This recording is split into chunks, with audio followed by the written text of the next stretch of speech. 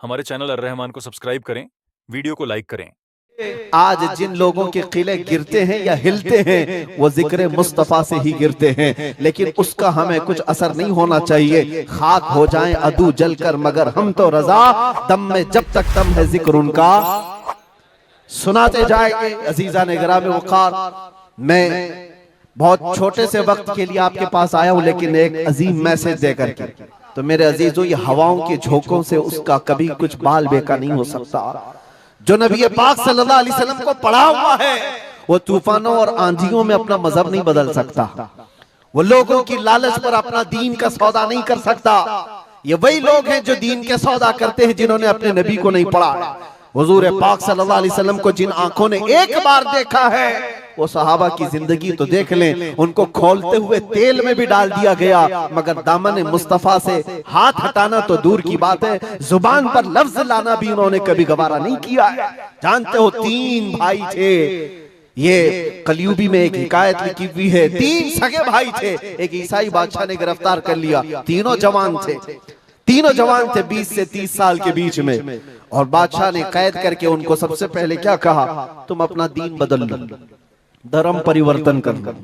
मोहम्मद अरबी सल्लल्लाहु अलैहि वसल्लम के जो कसीदे गाते हो छोड़ दो।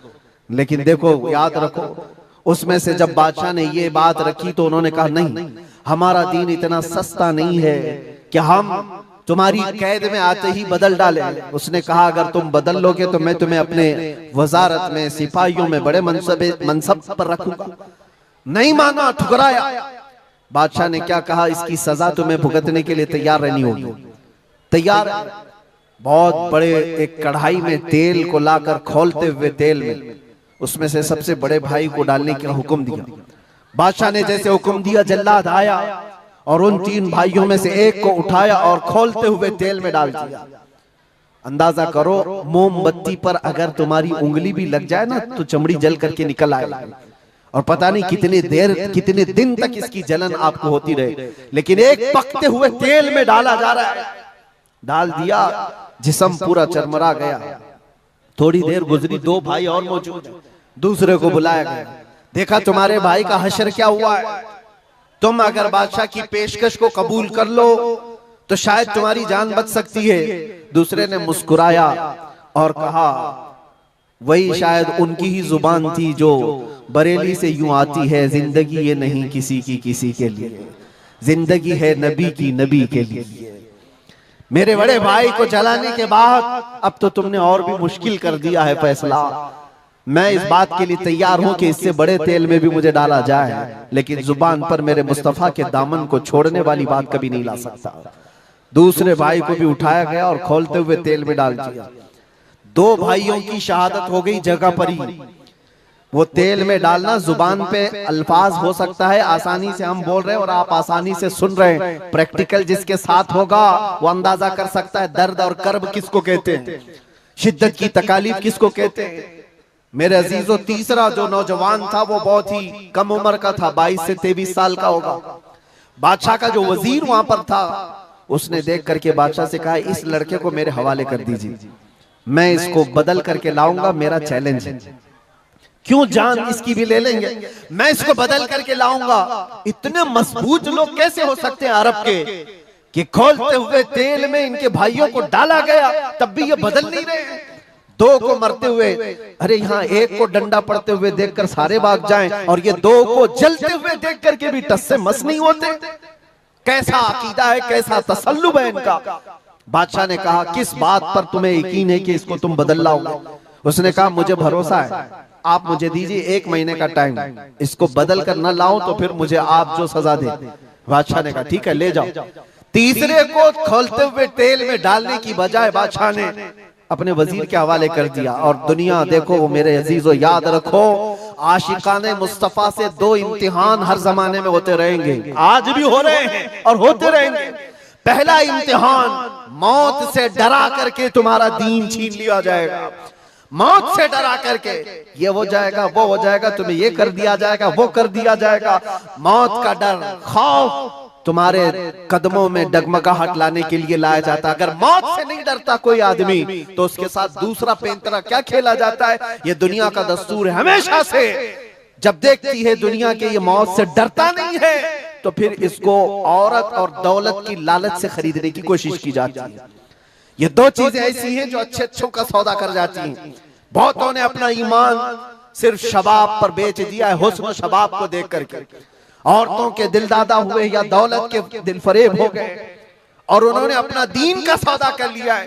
नौजवानों, याद रखो, तुम्हारी जिंदगी में अगर ये दो इम्तिहानों में से कोई इम्तिहान आए तो अपने नबी पाक को याद कर लेना, हुजूर को याद कर लेना और अल्लाह के नबी सल्लल्लाहु अलैहि वसल्लम की बारगाह में ये इस्तिगासा कर लेना कि मेरे आका, बड़ा सख्त और कठिन वक्त आया है। दुनिया मौत से डरा करके कभी मेरा ईमान छीनने की कोशिश कर रही है, अगर उससे मैं नहीं डगमगाया तो दुनिया मुझे हुस्न शबाब की लालच दे करके अपनी तरफ लेना चाहती है। अब उस वजीर ने क्या किया, उस छोटे से नौजवान लड़के को अपने घर ले गया और उसकी बेटी थी जो निहायत हसीन और जमील, बहुत खूबसूरत लड़की उस वजीर की थी। अपनी बेटी को बुलाया और कहा, बेटी तेरे लिए एक काम देता हूँ, 1 महीना हमको मिला है, इस नौजवान को अपनी मोहब्बत में, अपने हुस्न जमाल में लेकर के आजा, बादशाह सलामत से जो इनाम चाहे तुझे ला करके दे दूंगा।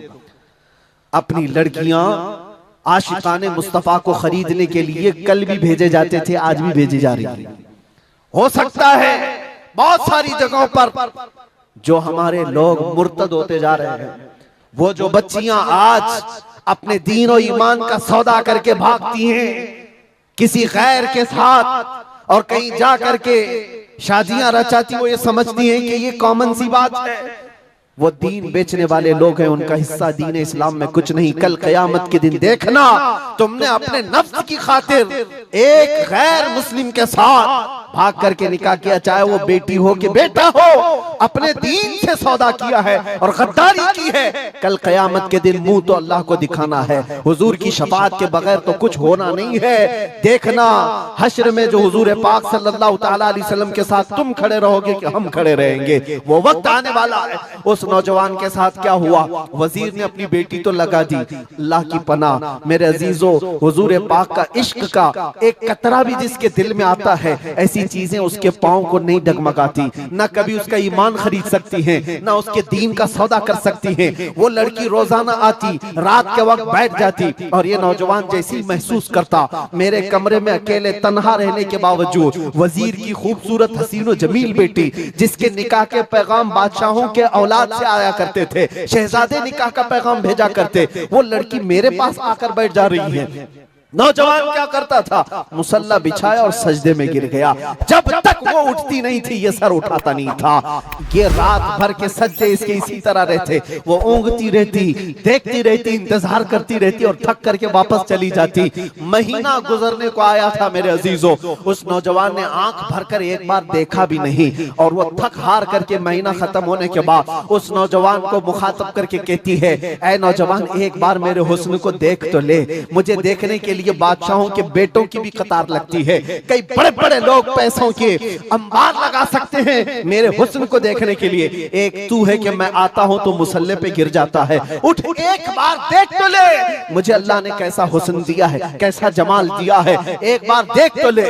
उस नौजवान ने आंखें झपकाए बगैर, पलटे बगैर जवाब दिया कि ऐ खातून, तू अपना ये हरबा इस्तेमाल करना बंद कर दे, ये तेरा काम मुझ पर चल नहीं सकेगा। वजह यह है, जिन आंखों में एक बार जमाले मुस्तफा बस चुका हो, उसको दुनिया का हुस्न कभी धोखा नहीं दे सकता, दुनिया का जमाल उसे खरीद नहीं सकता। वो खातून उठ गई और जवान की इन बातों से उसके दिल पर ऐसा वलवला तारी हुआ। वो खातून कहती है, ऐ नौजवान खड़ा हो जा, मैं तुझे खरीदने नहीं आई, मैं तुझे अपनी दामे फरेब में फंसाने नहीं आई, उठ जा, अब मेरी एक अर्जी सुन ले। नौजवान उठा और पूछा, क्या अर्जी है? कहती है कि मैं अब तेरी मोहब्बत में गिरफ्तार हूँ, मैं चाहती हूँ कि तू मेरे दीन में ना आ, बल्कि तू अपने दीन में मुझे दाखिल कर ले। जिसके हुस्न ने तेरी आंखों को ऐसा बाकमाल बनाया है कि तन्हा होते हुए भी कभी तूने मेरे हुस्न को नहीं देखा, मैं चाहती हूँ कि उस हुस्न के पैकर जमाले मुस्तफा की मैं भी दिलदादा हो जाऊं। उस नौजवान को उठाया और कहा, मुझे पढ़ा दे ला इलाहा इल्लल्लाह मुहम्मदुर रसूलुल्लाह। हर जमाने में आशिकाने मुस्तफा जो होते हैं, हर जमाने में जो आशिकाने मुस्तफा होते हैं वो दूसरों की छाप अपने ऊपर लेते नहीं हैं, बल्कि जहां जाते हैं अपनी छाप दूसरों पर छोड़ करके आते हैं। यही होती है जिंदगी आशिकाने मुस्तफा की। उस नौजवान ने उसे कलमा तैयबा पढ़ाया और उस खातून ने कहा चलो यहाँ से निकलो, कुफरिस्तान से निकल करके हम निकाह करते हैं और साथ जिंदगी गुजारेंगे। तवज्जो चाहता हूँ, तवज्जो चाहता हूँ, ये मेरी बात को खत्म होने दो। ऐ नौजवानों, आज तुम्हें कोई बहकाने वाला, खोलते हुए तेल में डालने वाला नहीं है। उसके बावजूद तुमने पता नहीं अपने कितने घंटे ये सारे सोशल मीडिया पर आई हुई ऐसी हसीना और जमीलाओं के पीछे अपनी रातें बर्बाद कर डाली। तुम्हें पता नहीं ये आंखें अल्लाह ताला ने तुम्हें किस लिए दिए हैं। दुआ ये करो कुछ ऐसा कर दे मेरे किरदिगार आंखों में, हमेशा नक्श रहे रूए यार आंखों में। उन्हें न देखा तो किस काम की है ये आंखें कि देखने की है सारी बहार आंखों में। अजीजा ने गिरामी, उस नौजवान ने उस खातून की बात सुन ली और कहा चलो मुझे इस जगह से, इस कैद से निकालो, हम ये शहर छोड़ देते हैं, ये मुल्क छोड़ देते हैं। उस खातून ने उस नौजवान को आजाद किया और साथ लेकर चल पड़ी। शहर भी छोड़ दिया, बाहर निकल पड़े। रात का वक्त है, अचानक वो आधा रास्ता तय किए कि पीछे से घोड़ों के दौड़ने की आवाज आई। तवज्जो चाहता हूँ, एक फौज आ रही है और हिनहिनाने वाले घोड़ों की आवाजें आने लगी। दोनों डर गए। नए लोग हैं, नौजवान लड़का है, नौजवान लड़की है और शहर से भागे हुए हैं, दीन इस्लाम कबूल करके निकले हुए हैं। बादशाह को हो सकता है खबर हो गई होगी, वजीर को पता चल गया होगा कि कैद से निकला हुआ ये फरार मुजरिम हमारा शहर छोड़कर जा रहा है। पूरी फौज आती हुई नजर आ रही थी। ये दोनों एक दरख्त के पीछे ओट पर छुप कर खड़े हो गए। पता नहीं अब इसके आगे क्या होने वाला है, हमें गिरफ्तार कर लिया जाएगा, हो सकता है हमारा भी अंजाम वही होगा जो हमारे दो भाइयों के साथ हुआ। लेकिन इत्तेफाक की बात है वो घोड़े करीब से करीब आते गए, वो फौज करीब आ गई और जब आ गई तो करीब आकर वो फौज रुक गई। इन्होंने देखा नहीं ये फौज कौन थी, ये लोग कौन थे। दरख्त के पीछे छुपे हुए हैं नौजवान और वो दुशीजा। अचानक आने वाली फौज में से एक गरजती हुई आवाज आती है, नाम लेकर के नौजवान का पुकारा जाता है, ऐ फलां बिन फलां बाहर आ जा, बाहर आ जा। बाहर ये नौजवान आता है तो देखता है बादशाह की फौज नहीं है, वजीर की फौज नहीं है, बल्कि वो दोनों शहीद भाई घोड़े पर सवार है और सारी फौज में रसूलुल्लाह के वो शहीद सहाबा तशरीफ लाए हुए हैं। नारे तकबीर, नारे रिसालत, नारे रिसालत।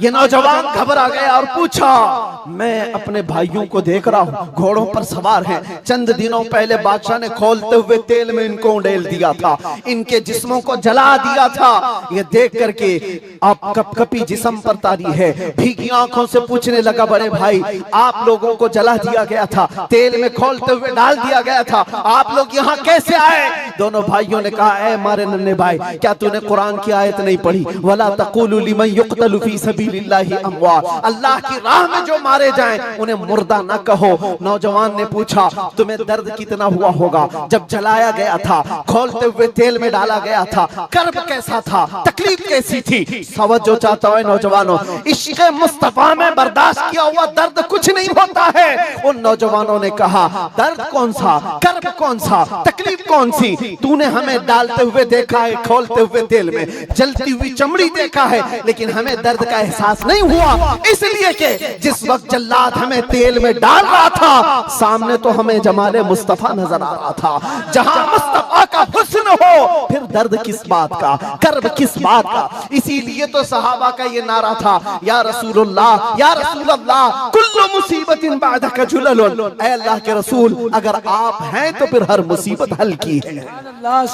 हर मुसीबत छोटी है। ऐ नौजवानों, दुनिया ने खरीदने की कोशिश की है, लेकिन जो जमाले मुस्तफा का दिल दादा है वो दुनिया के हालात से न बिकता है न झुकता है। हमारे चैनल अर्रहमान को सब्सक्राइब करें, वीडियो को लाइक करें, दोस्तों में शेयर करना ना भूलें और एक कमेंट करके जाए कि आपको वीडियो कैसी लगी।